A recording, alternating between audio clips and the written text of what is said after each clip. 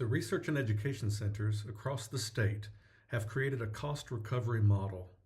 This presentation will cover the process of creating the model and its specifics. The plan incorporates flexibility at many points while being the foundational structure to recoup direct costs. Research and education centers are managed by the College of Agriculture and Environmental Sciences, with the Office of Research managing the REC campuses. Our collective mission is to seek, verify, and apply knowledge related to agriculture and the environment, and to disseminate this knowledge through student education and public outreach programs. Research and education centers are located throughout the state and provide scientists with varying soil types, climate, and opportunities. They include 8 farms with 4,700 acres, 44 full-time and 10 part-time employees, and 119 buildings and structures. Research and education centers include equipment and technology to support scientists' research that is maintained by the facilities. The college is constantly reinvesting in new and modern equipment and technology that meets or exceeds that of industry.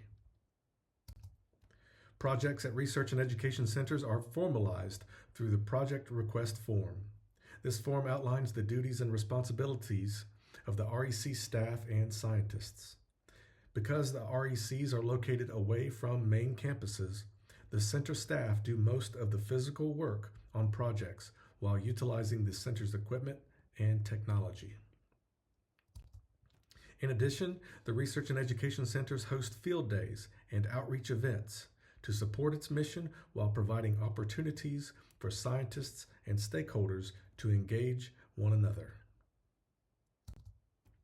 Our research and education centers have labs, maintenance and storage buildings, roads, and offices that require routine maintenance.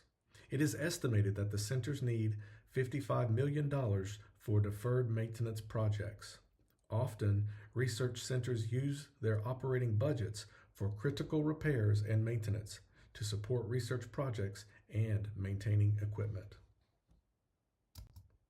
The research centers purchase many inputs to support research. Input costs have increased considerably over the past few years, making it harder to balance operating and research expenditures. This USDA economics report highlights the increase RECs and producers have experienced. Fertilizers, pesticides, fuel, repair and maintenance, and seed costs increases have heavily impacted the REC operating budgets. Research and education center superintendents were tasked with creating a direct cost recovery model in 2023. This team includes Ray Covington, Eric Elsner, Katie Hammond, Anthony Black, Scott Rogers, and Dr. Amilcar Vargas. Farm managers J.B. Washington and Lee Hitson also contributed. The team started by looking at what other land-grant universities created for cost recovery. They asked what variable or fixed costs were recovered, what was the minimum land area, and how recovered funds were classified, and if the system included flexibility. The team contacted and visited several universities and inquired about their recovery model design and implementation. Some systems were based on a flat rate, while others used a la carte system. Universities with very specific models often had dedicated personnel and complicated submission methods for cost recovery. Through our own research, we found that scientists had a harder time with an a la carte system and favored a flat rate model. The team decided to simplify the program with a modified flat rate model that had rates for each commodity's direct expenses. Direct costs are inputs like fertilizer, pesticides, irrigation, fuel, lime, and growth regulators. Costs for repair and maintenance of facilities and equipment would not be included or recovered. Additionally, recovery costs would not be used to provide additional field support. Direct costs are inputs that scientists often purchase themselves on the Grifton and Tifton experiment stations.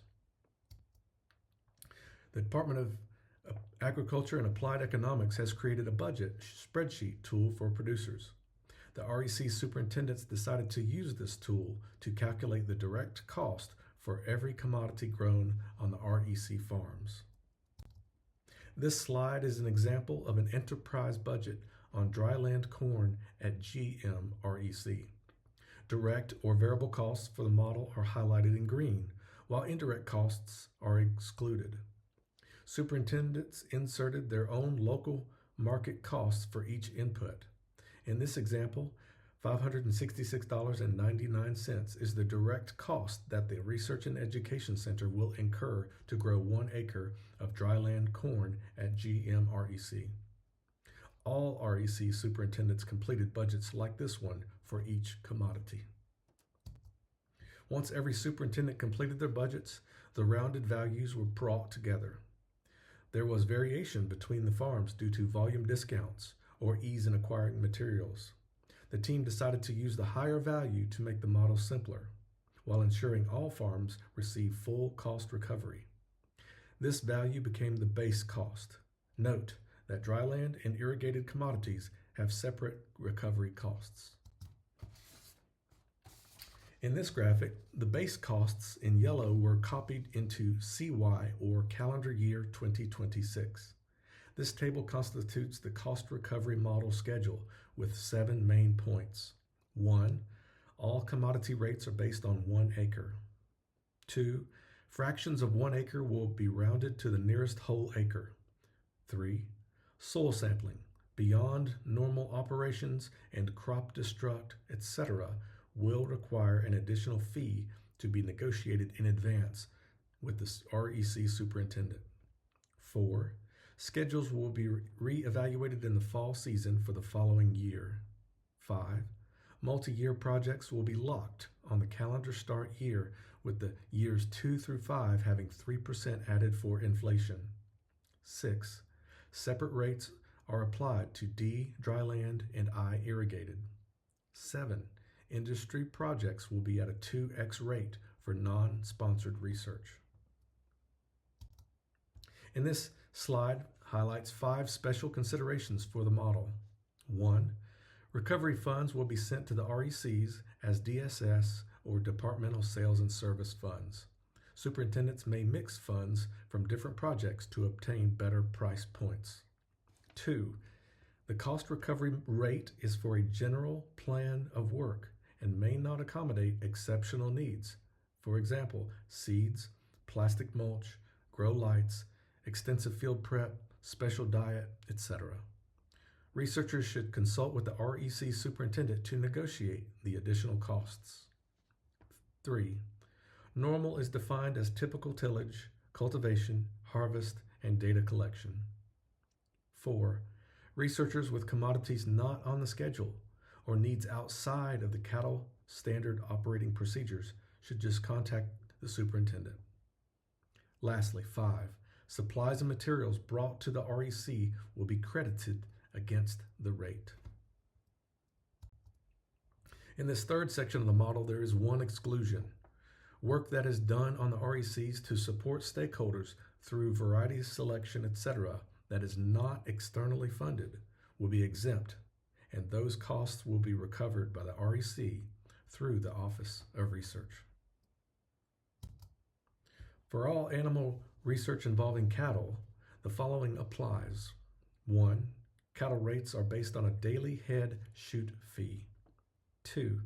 An individual animal will be charged a single chute fee per day, regardless of the number of trips through the chute that day. 3. The rate format is like other commodities with 3% inflation added for years 2 through 5 and the schedule locked for the life of the project. The 4 main areas define the cost recovery model for the Research and Education Centers. They are the cost recovery model, special considerations, exclusions, and cattle handling.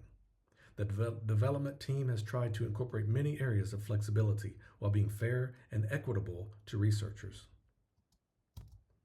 This is the cost recovery model in one-page format that will be available on the web and as a downloadable file. Please reach out to one of the team with any questions or concerns you may have, and know that we all want to work together through this transition.